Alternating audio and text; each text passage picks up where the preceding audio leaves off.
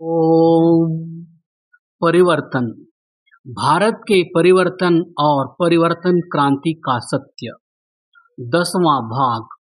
विषय संख्या 3। महर्षि दयानंद सरस्वती जी। एक संक्षिप्त जीवन परिचय।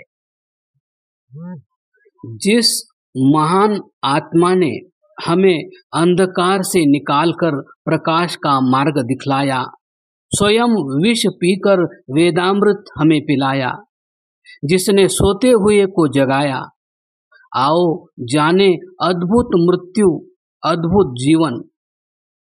महर्षि दयानंद सरस्वती जी का जन्म 12 फरवरी 1824 को टंकारा, गुजरात में एक संपन्न ब्राह्मण परिवार में हुआ।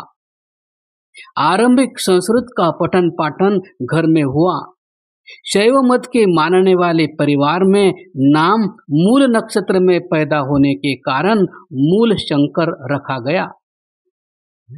पैतृक संस्कारों के अनुसार शिक्षा दीक्षा हुई।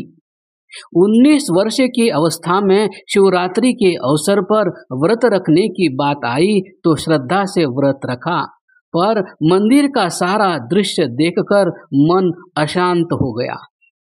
कुछ चूहों को शिवलिंग पर चढ़ाए गए प्रसाद को खाते देखकर मन में यह विचार पैदा हुए कि ये वास्तविक कैलाशपति नहीं है जो अपनी रक्षा नहीं कर सकता। बस चिंतन सच्चे शिव की खोज के लिए आतुर हो उठा। घर और जिम्मेदारी बाधा लगने लगी।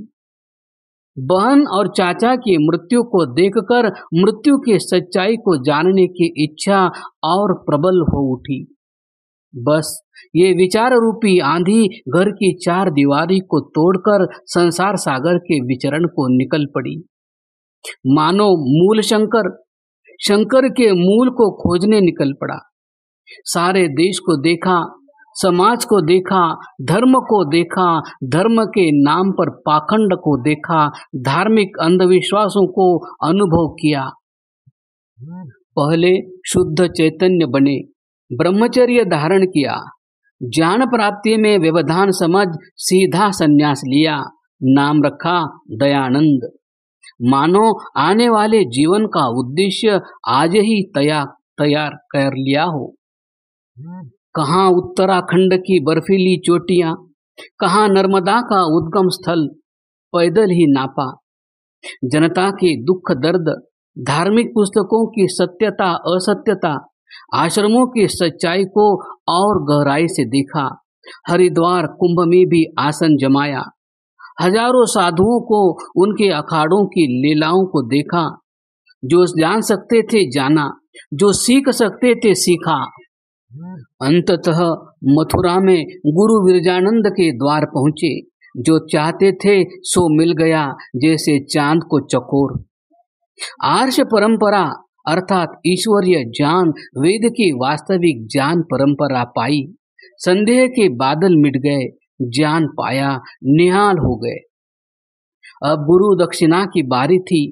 गुरु दक्षिणा में लेकर तो लौंग गए थे, किंतु सारा जीवन ईश्वरीय ज्ञान वेद विद्या के प्रचार के लिए समर्पित करने का संकल्प ही दे डाला, निभाया भी। जो ज्ञान लिया था अब बारी थी उसे देने की। अभी तक ज्ञान प्राप्ति के लिए भारत भर का भ्रमण किया था, अब ज्ञान देने के लिए भ्रमण आरंभ किया। सीमित साधनों में असीमित यात्राएं की। फिर से हरिद्वार के कुंभ में पहुंचे। पाखंड खंडिनी पताका फहराकर पाखंड के गढ़ में जाकर सीधी चुनौती दी। ज्ञान की नगरी काशी में अज्ञान को चुनौती दी, अभिमन्यु की तरह घेरे हुए।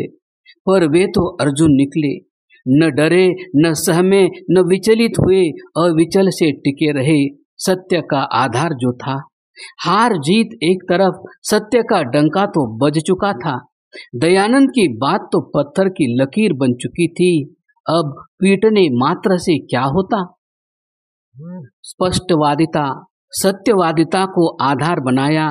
जो बोला मानव कल्याण को उद्देश्य बनाकर बोला, केवल हित के लिए, अहित के लिए नहीं। असर हुआ, लोग सुनने लगे, समझने लगे।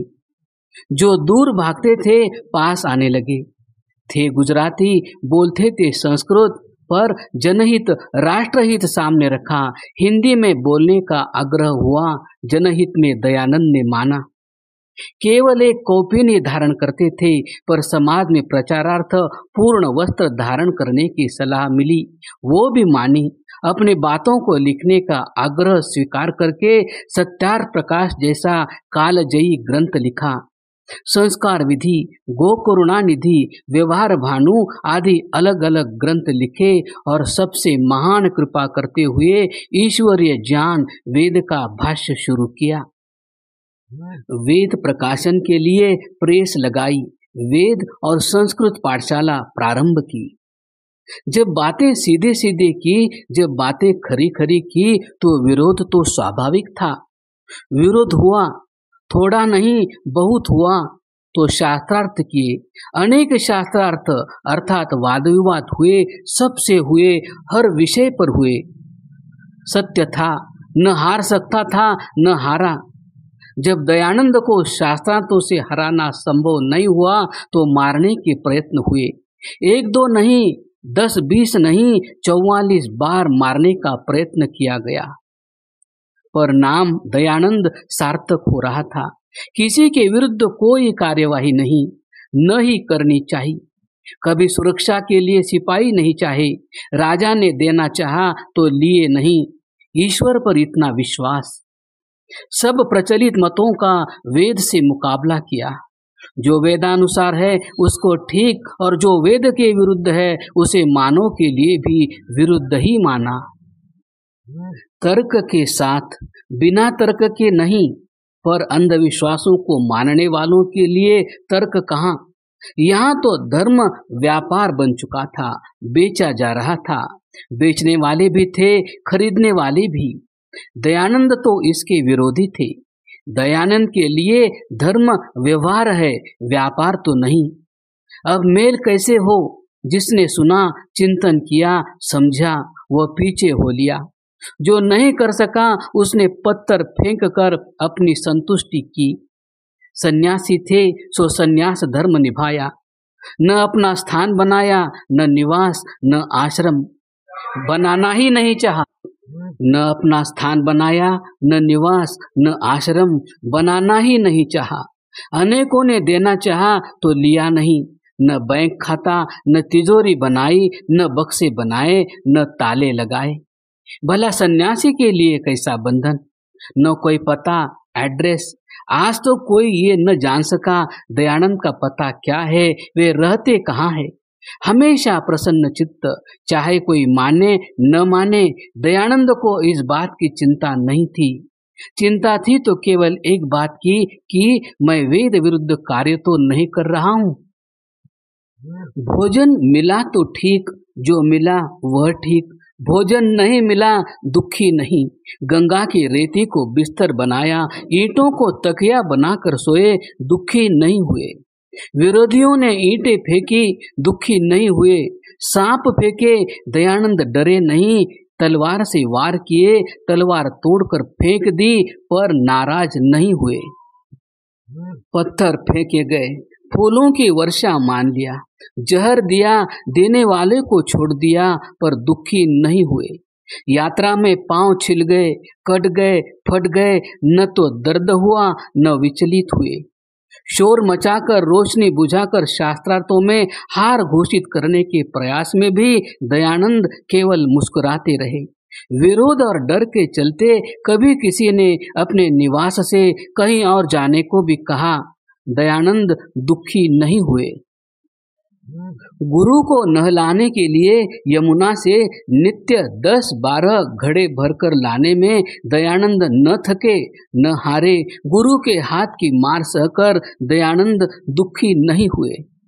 नकली दयानंद बनाकर गधे पर बैठाकर जुलूस निकाला जा रहा है, पर दयानंद न परेशान है, न ही विचलित। पर आंसू भी न निकले, दुखी भी हुए, नाराज भी हुए, क्रोधित भी हुए, विचलित भी हुए। दयानंद को दुख मिश्रित क्रोध है तो योगीराज श्री कृष्ण पर लगाए लांछनों पर है, और उनके लांछन लगाने वालों को वे कोई छूट देने को तैयार नहीं। वह जो शब्द लिखते हैं चाहे कैसे भी हैं, पर उनके लिए श्री कृष्ण की मर्यादा बचानी आवश्यक है। क्यों है दुख श्री कृष्ण के ऊपर लगे आरोपों से दयानंद को? क्या परेशानी है अगर कोई श्री कृष्ण को रसिया बताता है? वे अपने जहर देने वालों को तो पैसे देकर भगाने को तैयार हैं, पर श्री कृष्ण पर आरोप लगाने वालों पर दया करने को तैयार नहीं। वे खुद के अपमान पर तो दुखी नहीं, पर श्री कृष्ण के अपमान को सहन करने को तैयार नहीं। कभी गहराई से विचार किया हमने? गंगा में बेटे की लाश से कफन वापस खींचती हुई मां को देखकर दयानंद देश के दरिद्रता से द्रवित हो उठे। वृंदावन के आश्रमों में बाल विधवाओं की स्थिति देखकर दयानंद दुखी है।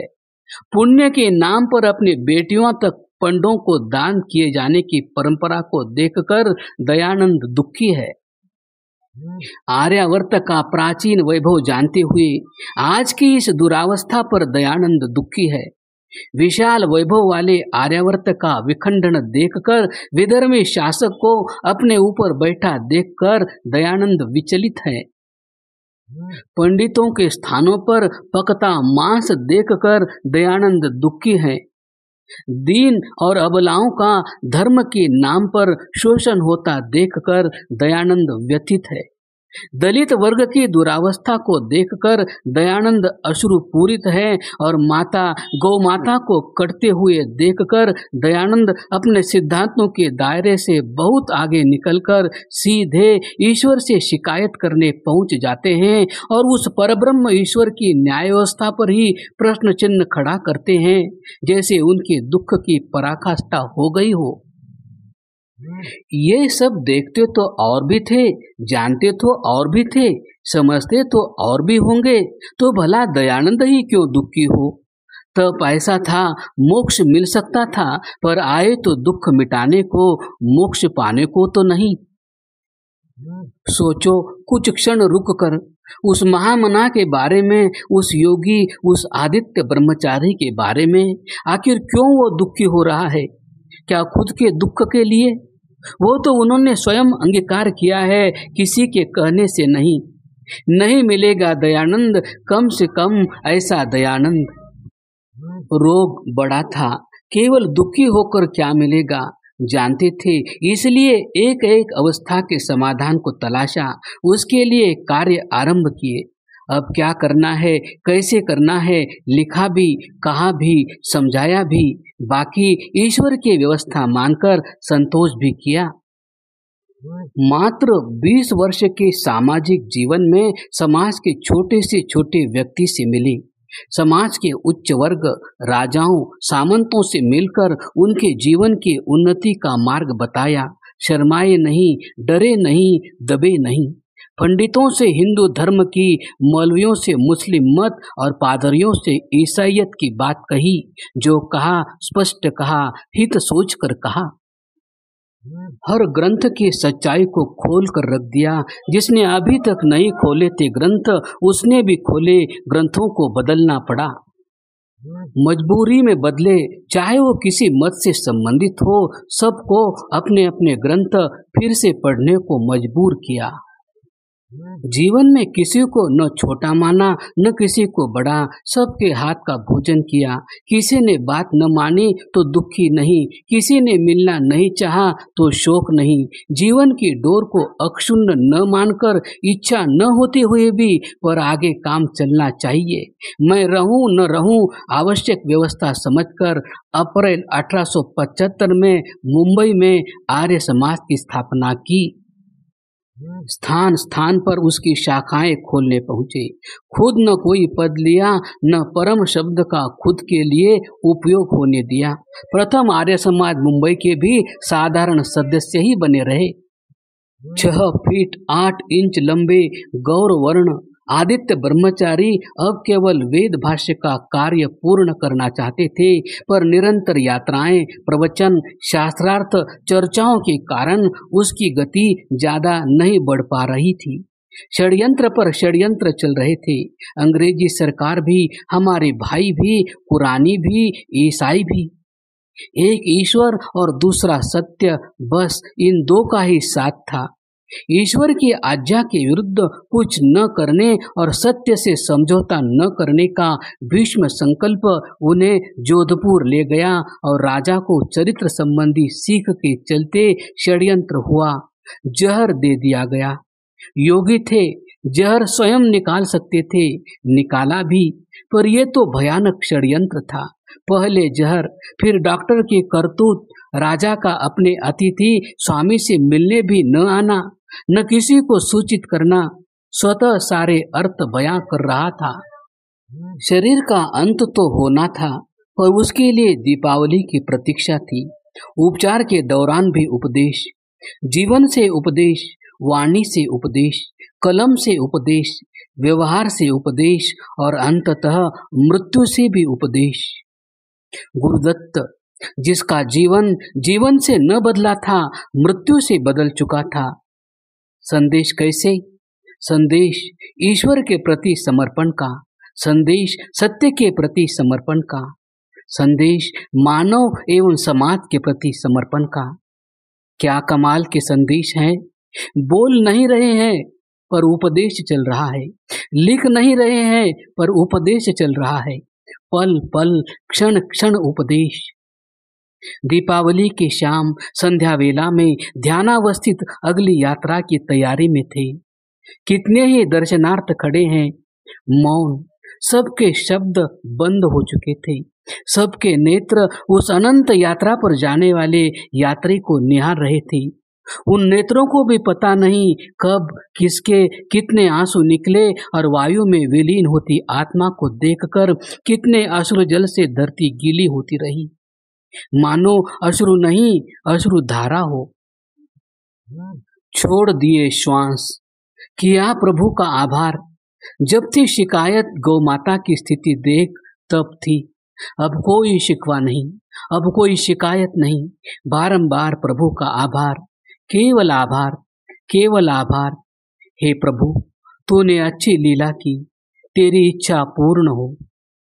हम सबको अपार जीवन शक्ति देकर प्रस्थान कर गए, जाने कौन सी यात्रा पर। एक दीपक बुझ गया लाखों दिए जलाकर, बाकी तो शरीर ही शेष था। अगले दिन विशाल अंतिम यात्रा में न जाने कितने पैर पटकते दुखी होते चल रहे थे। मन पर बोझ था, उस बोझ को उतारने की तैयारी हर उस व्यक्ति को करनी थी जिसने एक शब्द भी दयानंद के सुने थे, जिसने एक क्षण भी दयानंद को देखा था, जिसने एक शब्द भी दयानंद के पढ़े थे। जो घोर विरोधी थे, दुख बहुत था उनको भी। उनको एक दुख और था, दयानंद निष्कलंक चले गए। कैसे कैसे भाव थे विरोधियों के भी। दो आफताब डूबे हैं, एक आन में, एक मगरिब में, एक हिंदुस्तान में। सूरज की रोशनी से मुजम्मत हुई जरूर, इसने किसी चिराग को जलने नहीं दिया। अजमेर की मलूसर श्मशान भूमि, संस्कार विधि अनुसार मंत्रोच्चार हुआ, अंतिम संस्कार हुआ, सब खत्म नहीं, सब खत्म नहीं हुआ। एक चीज तो अभी शेष थी, उनके वो शब्द, मेरे शरीर की अग्नि भस्म गंगा में न बहाना, किसी किसान के खेत की मिट्टी में मिलाना, ताकि उसकी फसल की वृद्धि में मैं भी काम आ सकूं, मेरा शरीर भी सहायक हो सके। आहा, कैसा शानदार जीवन, कैसा शानदार अंत। अंत केवल शरीर का नश्वर था, जाना ही था, पर विचार अक्षुण्ण थे, अक्षुण्ण हैं और रहेंगे। किसी के दिए नहीं थे, किसी से मिले नहीं थे, अपने बनाए नहीं थे। उस परम पिता परमात्मा की वेदवाणी के ही तो विचार थे, भला वो कैसे समाप्त होते, न हुए न होंगे। और अब उनको बढ़ाना आर्य समाजस्थ लोगों का काम है। 150 वर्षों से करते रहे हैं, बलिदान दिए और अब आगे भी देते रहेंगे। दयानंद का शरीर नश्वर था, दयानंद अमर है, उनकी वाणी अमर है, उनकी लेखनी अमर है। और अमर है उनका प्रेरक जीवन। धन्य दयानंद, धन्य धन्य दयानंद।